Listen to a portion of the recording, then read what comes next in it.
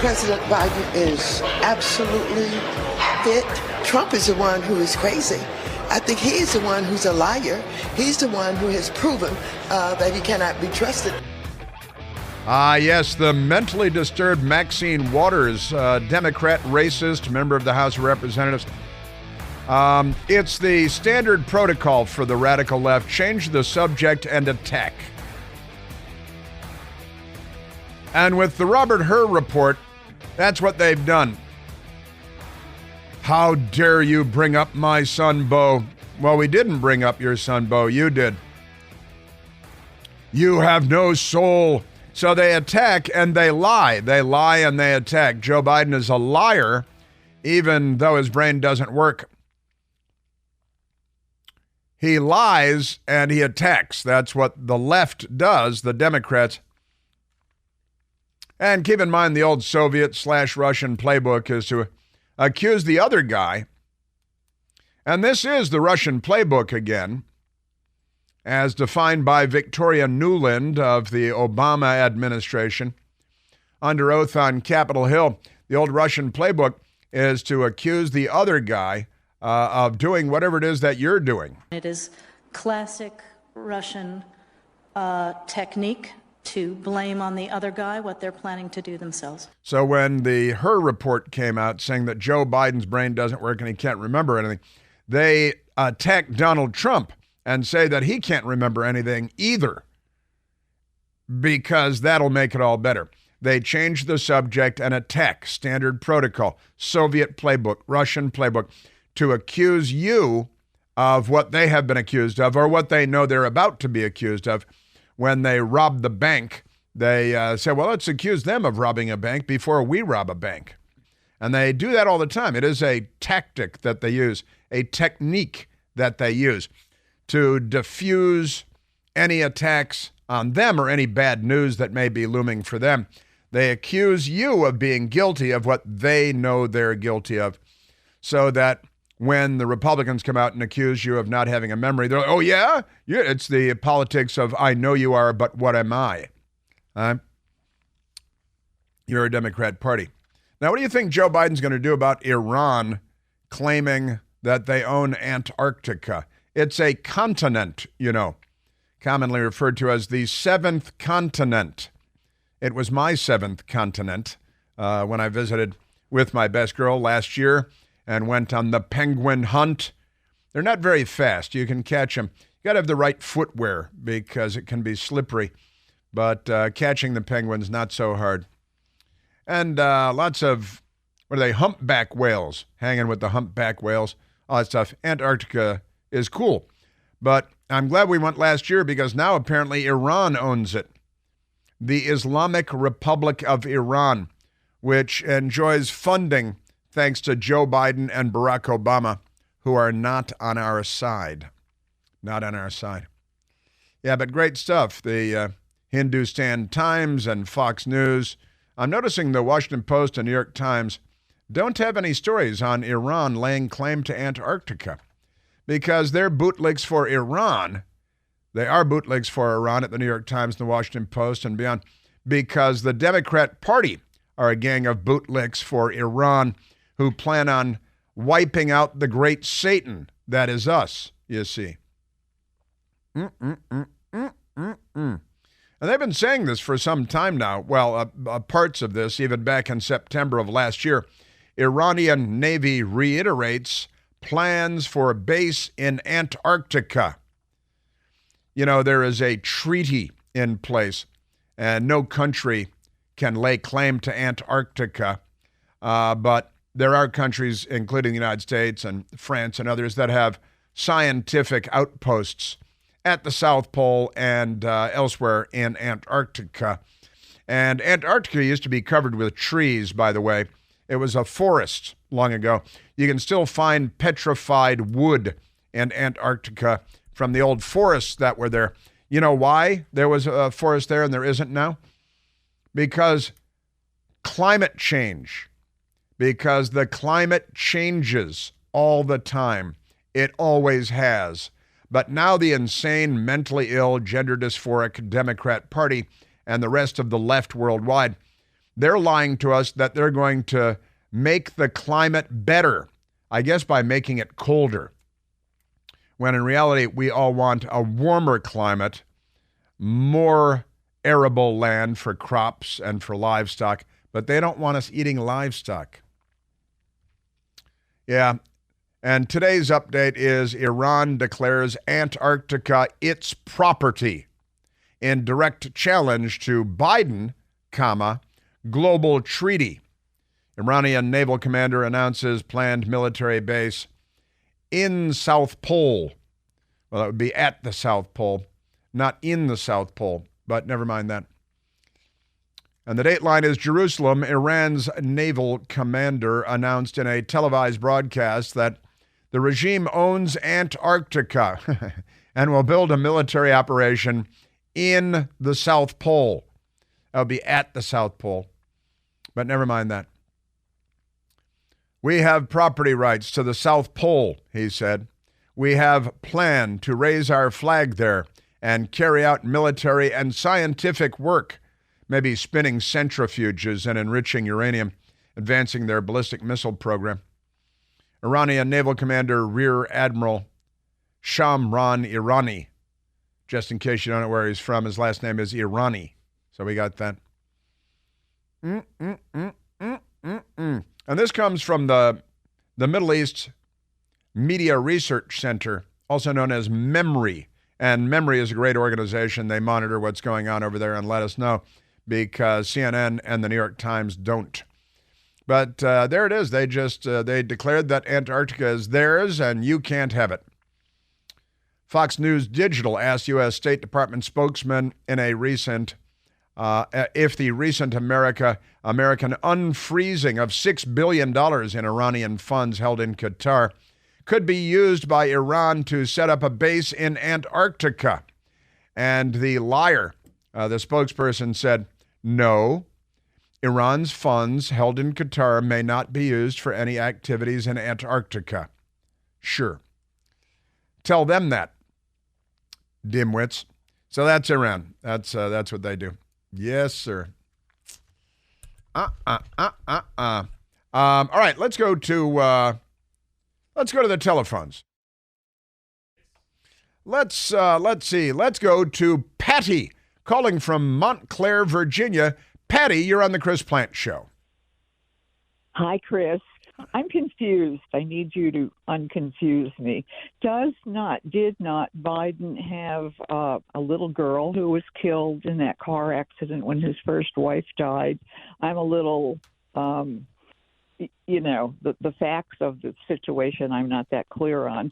But I do know for a fact I lost a child to fentanyl, and you never forget the loss of a child. So maybe in his mental state, I don't know. But would he not be saying, I lost Bo and I lost the other child that he lost? I'm just wondering what you think about all of this.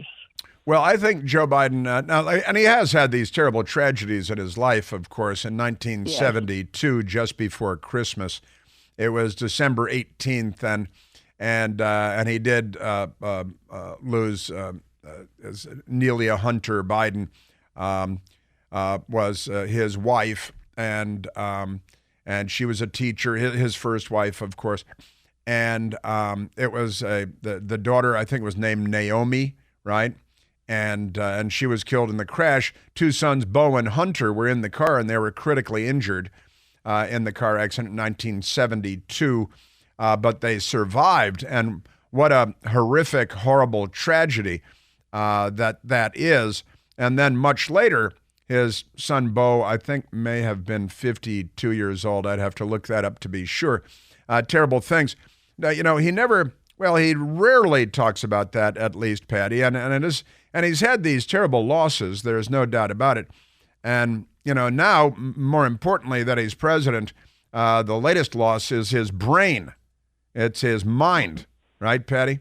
That's not fun. Yeah, that's right. Didn't he cause a lot of grief and heartache for the truck driver involved in that accident with his first wife and children? I believe that he did. Yeah. Yeah, he said he was drunk when he wasn't. I believe you're Her correct daughter. about that. Yeah. Well, thank you. Yeah, no, that's exactly right. And it was, it was just a terrible thing. They were actually out shopping for a Christmas tree on December 18th when this terrible accident happened. And it's true, truck, there was a collision and a terrible thing. Bo was 4 years old and he was severely injured. Hunter Biden was 3 years old, had a fractured skull. And I can understand why, Joe Biden would be protective of his boys that survived and would be traumatized by his wife and his daughter Naomi that were killed. The daughter was 13 months old at the time, and a terrible tragedy for Joe Biden. Joe Biden doesn't bring that up a lot. It comes up rarely. And then he remarried. He married Jill Biden, and that's terrible. That's all terrible tragedy. But none of that is important to what we're talking about in the Her report, because what we're talking about in the Her report is the fact that Joe Biden can't remember stuff. He's got a case of CRS, and he can't remember things. And he's president of the United States. And the report said that he couldn't remember what year his son, Beau Biden, died. And the NBC News report, and they're, of course, on Team Biden and Team Democrat, they found out by whatever means that he did remember the date, May 30th, but did not remember the year, 2015. And I've got to say, Patty, it was like a little bit of a mean thing, but sort of fun. When the Her report came out, a friend of mine texted, "Do you think he still remembers showering with his daughter?" Yes, good question. Because that was another freaky episode in the sordid Biden family history, and the showering. His daughter wrote in this journal that Dad was showering with her at a very inappropriate age. I'm not sure what the appropriate age would be to shower with your daughter. And she went on, according to her own diary, to be a sex addict and kind of a sexual deviant, and to be she has addiction problems and has been in and out of rehab. And that's where she left her diary. And somebody found it there, and then the FBI raided homes to get it back as though it were stolen in some sort of plot, when that was not the case. Just extraordinary. We live in extraordinary times, don't we, Patty? Not in a good way. Yeah, I'm from northeastern Pennsylvania, and I absolutely guarantee the people from Scranton hate his guts when he says he's from there. They're very embarrassed or angry. Yeah, I don't like him up there. Understandably, I've got to say that seems quite reasonable. Patty, thank you for the call. Okay, bye-bye. Very lovely. Thank you. Let's go to soundbite number 19. CNN is a crooked Democrat Party front group. I'm an alum of CNN, and that's to my eternal embarrassment at this point because of what they've done. It was bad enough when they were doing a good job, but let's go to this David Challian, who's another left-wing hater of Republicans and of Donald Trump, of course. And he was on CNN yesterday, and they're talking about the border. And the border is wide open, and gangs are everywhere, marauding in New York and Michigan, and Venezuelan gangs are these Biden gangs, right? And the left-wing mouthpiece, David Challian, on CNN yesterday, knocked their socks off a little bit. There does seem to be a bit of a divide inside the Democratic Party about how to grapple with this immigration issue. But you're right, it is going to be a front and center issue. We normally think of it, I think in the past, John, like that it's just an issue for the right-wing echo chamber. But the whole movement that Greg Abbott did and what have you to bring the migrant issue and crisis to cities, to blue states and cities, that has changed the calculus here. You see this issue rising in importance for all voters. Really? Wow, they were all slack-jawed there. What had them slack-jawed last week at the? Oh yeah, that was John Miller, their law enforcement guy, who said the Venezuelan gangs rob you in New York, then they vacation in Florida. And the anchor said, well, why don't they rob people in Florida? And he said, well, because in Florida you get arrested and they put you in jail. See, that's very different. CNN's David Challian, we thought of immigration as a right-wing echo chamber issue until Governor Greg Abbott made blue areas feel it. Greg Abbott, genius, stroke of genius, and also Ron DeSantis in Florida.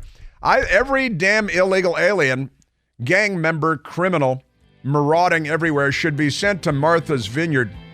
You know, Barack Obama has his $16 million house or whatever it is there on the ocean.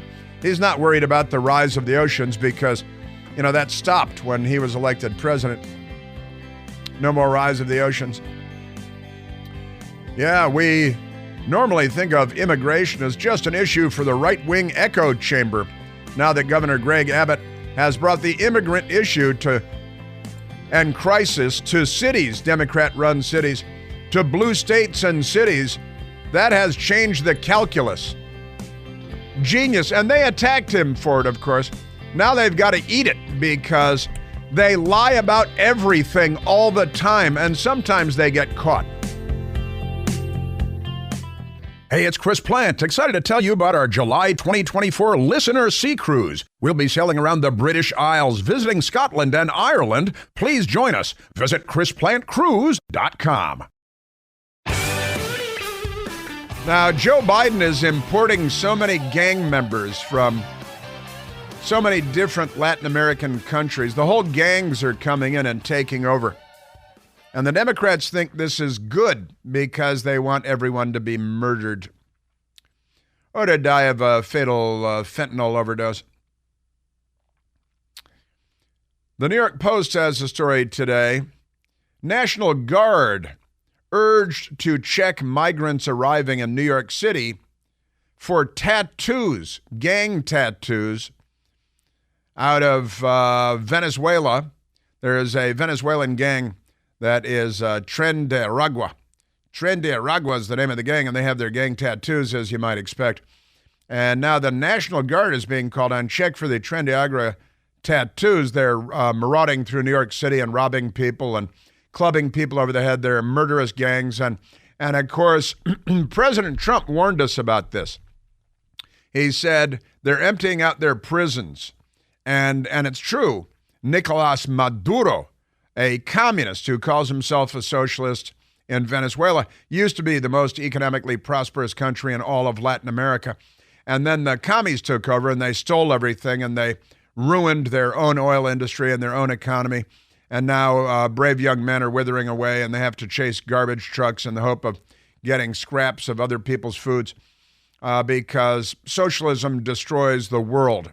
And that's what the Democrats are here to do. New York State National Guard troops are being told to check all migrants arriving in the Big Apple for distinctive tattoos linking them to the vicious Venezuelan Tren de Aragua street gang, the New York Post has learned. The decree comes as the NYPD this week issued a situational awareness alert, warning of these brutal gangs operating in New York City because of Joe Biden and the Democrats who want this for our country.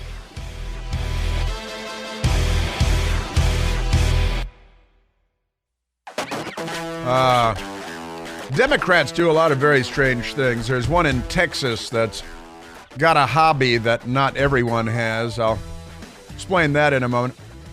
The businessstandard.com today out of the United Kingdom. The United Kingdom, UK economy slips into recession. I'm sorry, what? The UK just slipped into recession? Is that still 2 consecutive fiscal quarters of negative economic growth? Because that used to be the norm in the United States until Biden gave us 2 consecutive fiscal quarters of negative economic growth. And then the Democrats just changed the definition of the word recession. They have that power, and they abuse it because that's what they do. Now, the Business Insider with the story, UK economy slips into recession, and Japan loses their status as the 3rd largest economy in the world. How can that be, you might ask?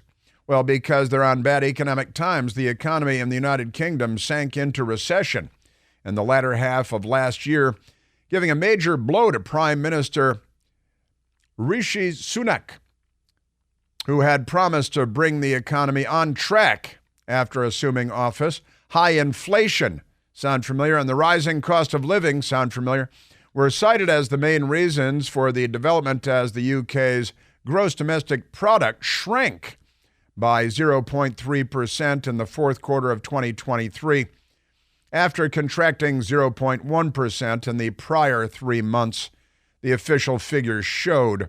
Recession is defined as a period of fall in the GDP for 2 consecutive quarters. That was true in the United States until Joe Biden came in, and then he had 2 consecutive quarters of negative economic growth, and they just changed the definition of the word recession. That's how filthy they are. That's how corrupt they are. And Japan unexpectedly slips into recession. Germany is now the world's 3rd biggest economy. The Reuters news agency on this one.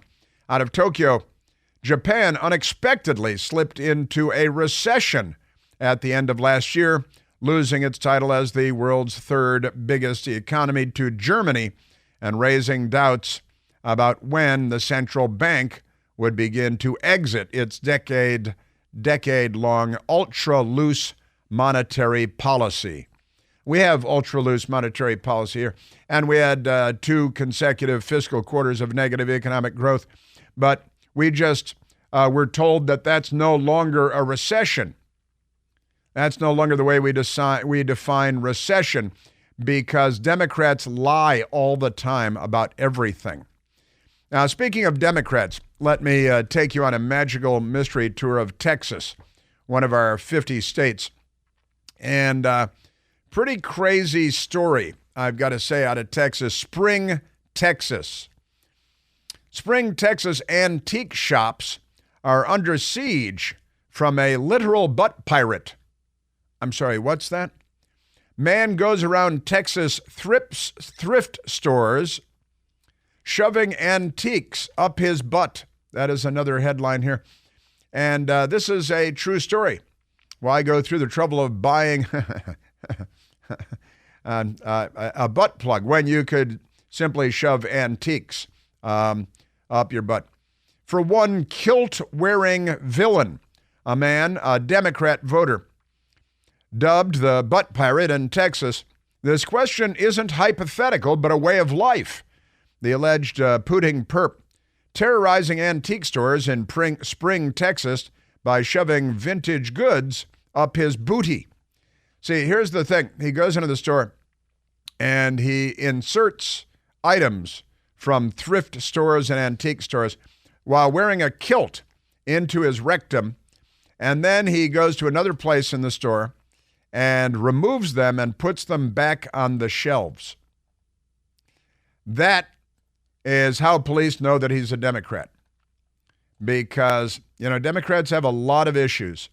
And this is just one more example of Democrats having a lot of issues. Cameras capture this man in a kilt, looking around an antique booth.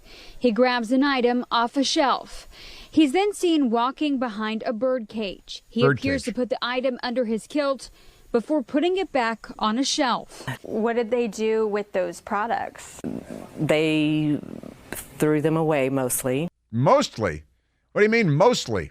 You mean some of them are still on the shelves? Some of them are still for sale? He's in a kilt. Hey, I'm already wearing a kilt. I might as well take advantage of the... So he's inserting things into his rectum, and then he removes them and puts them back on the... Because this is just one of the new things that Democrats are doing in America, because the Democratic Party has a lot of issues. Great many issues for the Democrat Party. Yes, sir. Speaking of the Democrat Party, I did mention it earlier, but Huma Weiner, also known as Huma Weiner, reveals relationship with George Soros' son, Alex. The Soros people are buying up hundreds of radio stations in the United States so that they can expand their propaganda dominance. That's your Democrat Party. Just amazing stuff. And they're dating. I'm told they were in Paris yesterday because it was Valentine's Day, and you can do Valentine's Day in Paris if you'd like. Amazing stuff. Huma Weiner reveals relationship with George Soros' son, Alex, because it's a circle fest in a hot tub. It's the Democrat Party, honestly. It's the billionaire oligarchs who are anti-American, anti-capitalist. They rob, steal, and plunder. Huma Weiner, 47 years old, and Alex Soros, 38 years old. That means that Huma Weiner is 9 years older than Alex Soros. 38-year-old son of billionaire Democratic donor George Soros have seemingly revealed that they are dating in a Valentine's Day post on social media. The two apparent lovebirds have a 9-year gap in their age, cozied up at a restaurant in Paris, and smiled for a picture that the younger Soros shared on Instagram with Happy Valentine's Day as a text sticker. Soros, who took over his father's $25 billion empire last year, had his arm around the waist of the former Clinton top aide as they sat side by side. There's the picture now, a lot of red roses on the table. And they both look like freaks, honestly. Their table was littered with red roses and 2 jewelry boxes. I guess if you're worth $25 billion, you probably get whoever you're dating on Valentine's Day some jewelry, because otherwise you might look stingy. Don't want to look stingy. Abedin, known as Huma Weiner, who was wearing a long-sleeved, shimmery gold number, shared the pic on her own Instagram story, seemingly making it official. Abedin, who served as vice chair of Clinton's 2016 presidential campaign, which she lost, used to be married to disgraced former Representative Anthony Weiner. She filed for divorce from Weiner in 2017 after the ex-congressman was sentenced to nearly 2 years in prison for sexting with a 15-year-old girl. You know, the Democrat Party, it's Jeffrey Epstein affliction and Bill Clinton and the intern program and all of that. Their divorce was finalized years later. But in April, Weiner and Abedin were spotted dining next to each other in Manhattan's Ziegfeld Ballroom during the city's Inner Circle show, sparking speculation of a reunion. I think not. That's what I think. Anthony Weiner, quickly denied those rumors that they were getting back together when asked by a New York Post reporter. A few months later, Page Six revealed that Huma Weiner was secretly dating Bradley Cooper. You must be kidding. After a Vogue EIC Anna Wintour introduced them, that's the executive in charge at Vogue magazine, the actor is now dating Gigi Hadid. He's making the rounds, racking up numbers. It's like, in a billiard room, you got those wires going across the ceiling with the little wooden things on them. He's got one of those at his house there, and he's racking up the numbers, Amazing stuff. So very corrupt left-wing people. Don't marry them. They carry diseases. Everybody knows that. And if they're wearing kilts, well, you know the rest of the story there. She walked by and she shook my hand and our eyes connected. And I just remember having this moment where I thought, oh my gosh, she's so beautiful and she's so little. And, it's just sort of because, people look different on TV. And I just thought, wow. That's Huma Weiner talking about her first meeting with Hillary Clinton. And they've had a very close relationship ever since. I'm going like that with my hands. Very close relationship ever since. I'm telling you, it is a circle fest in a hot tub to beat the band. You bet your bottom dollar.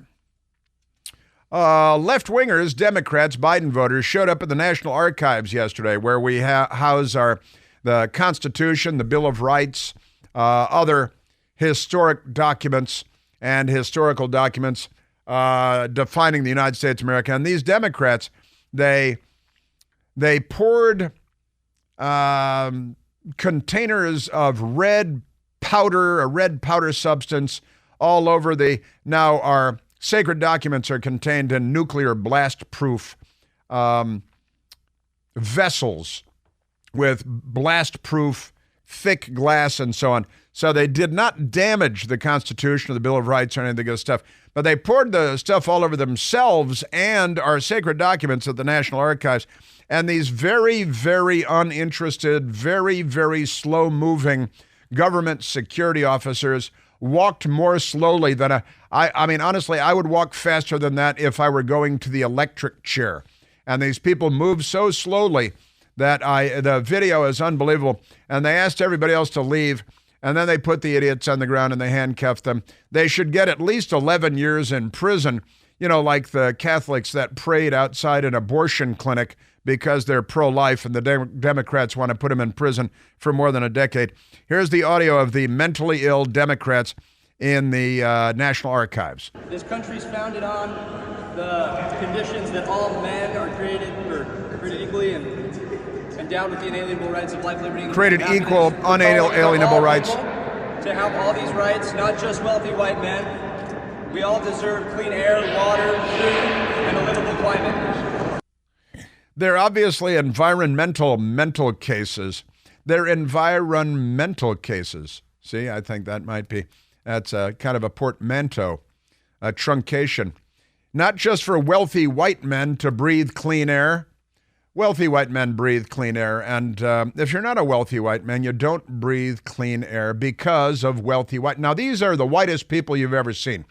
These two gender-neutral boys, they're men, they're grown men.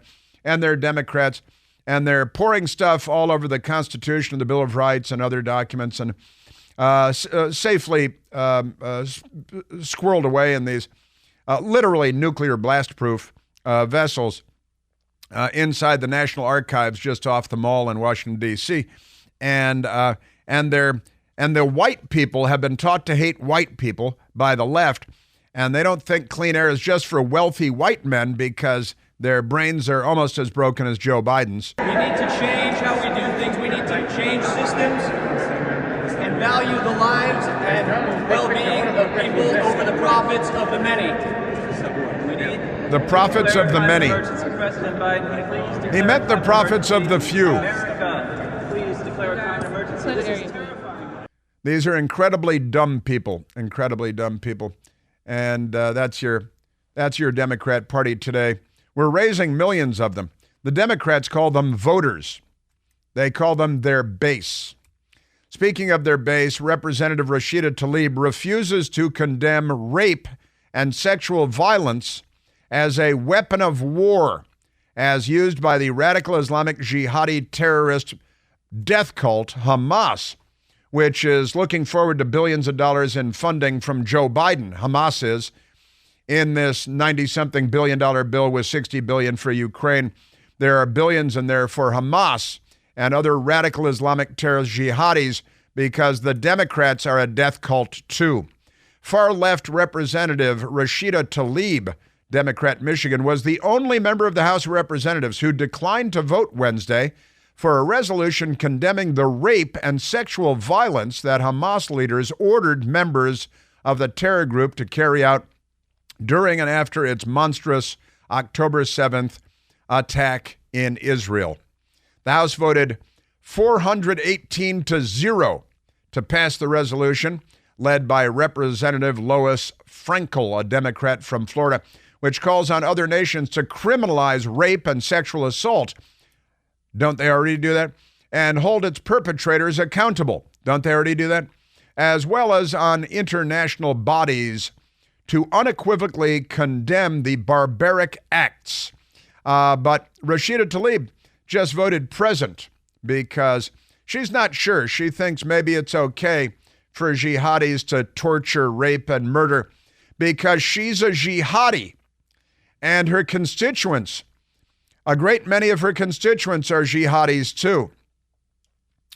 Hamas killed more than 1,200 people, including 33 American citizens in the attack.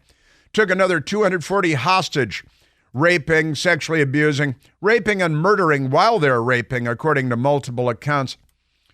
And the weapon of war, rape, the Soviets always used rape as a weapon of war, too. So did Japan in World War II, by the way. Weapons of war around the world to terrorize and subvert populations. But Rashida Tlaib, little wishy-washy. She's in favor of it. She couldn't condemn it. She couldn't vote against it. She should be expelled from Congress and then expelled from the United States of America, pushed out of an airplane over the Gaza. Well, maybe with a parachute. We'll figure the details out later.